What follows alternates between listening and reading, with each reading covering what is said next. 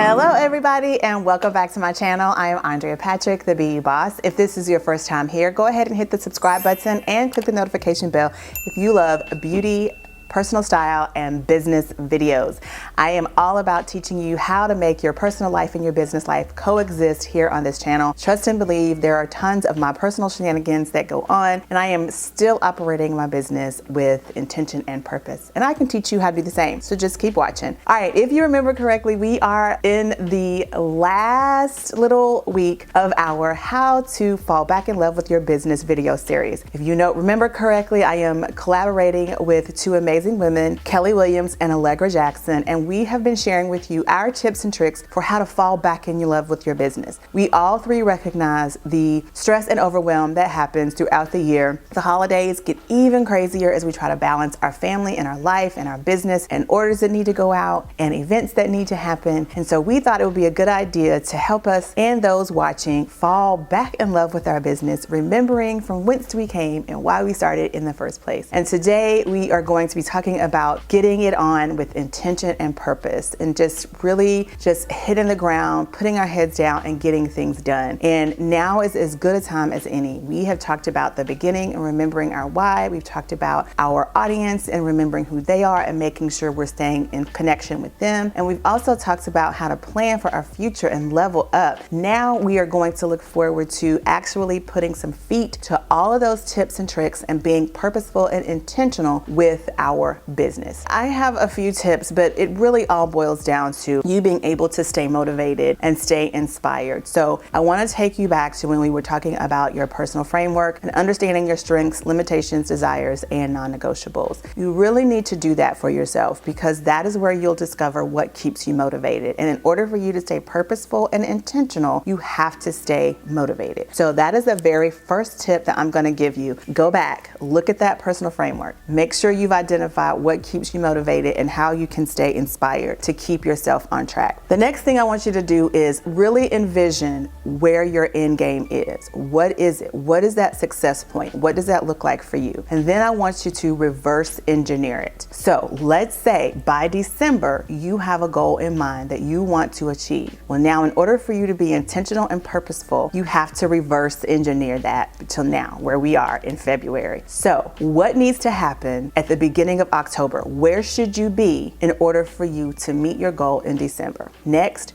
where should you be in July? Where should you be in order to meet that goal that you have to meet in September in order for you to meet your December goal?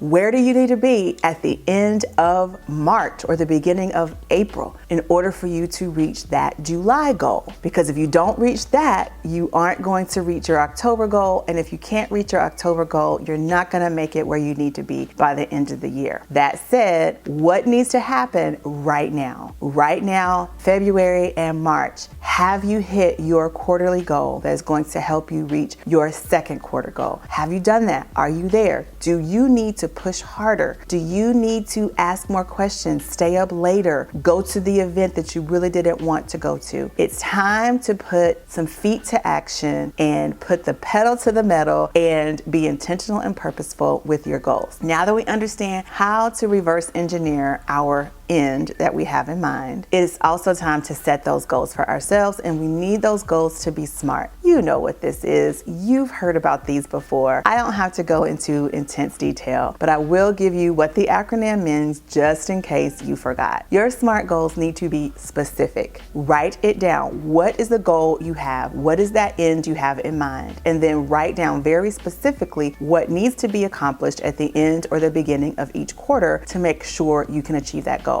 Your goal needs to be measurable. We know we want to get it done by a certain time frame. So you know that is a time frame in which you're going to measure your activities and your intention. Your goals need to be attainable. Is it something you can actually do?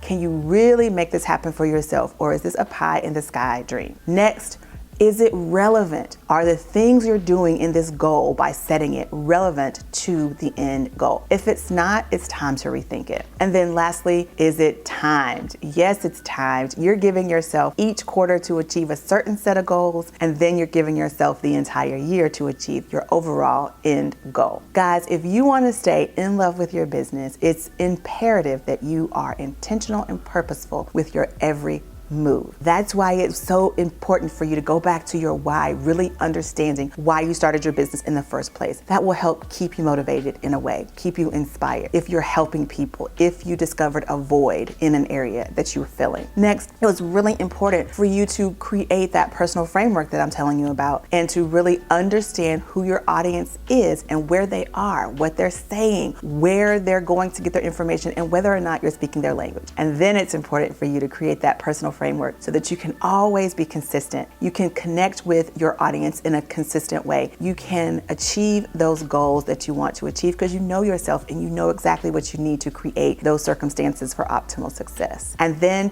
you need to level yourself up. Are you creating duplicable processes? Are you really doing your due diligence to make sure you're partnering with the right people, you're collaborating with the right people, you're connecting with team members that really see your vision and will operate within the framework and culture you created for your business? That's what you need to be focusing on. And if you do these things, you will always be in love with your business. And if for some reason you fall out of love, you can always come back to this playlist and watch these videos again so that you will get that mojo back, feel really inspired, and have the excitement you once did as you started your business. All right, I hope you really and thoroughly enjoyed this series. Now, let me see, I have a question. What is the first step you're going to take so that you can reach your end goal? That's the question. All right, don't forget, Kelly and Allegra's videos are linked below. Go watch and see what they have to say this last week of our How to Fall Back in Love with Your Business. Don't forget, subscribe and hit the notification bell. See you next week, guys.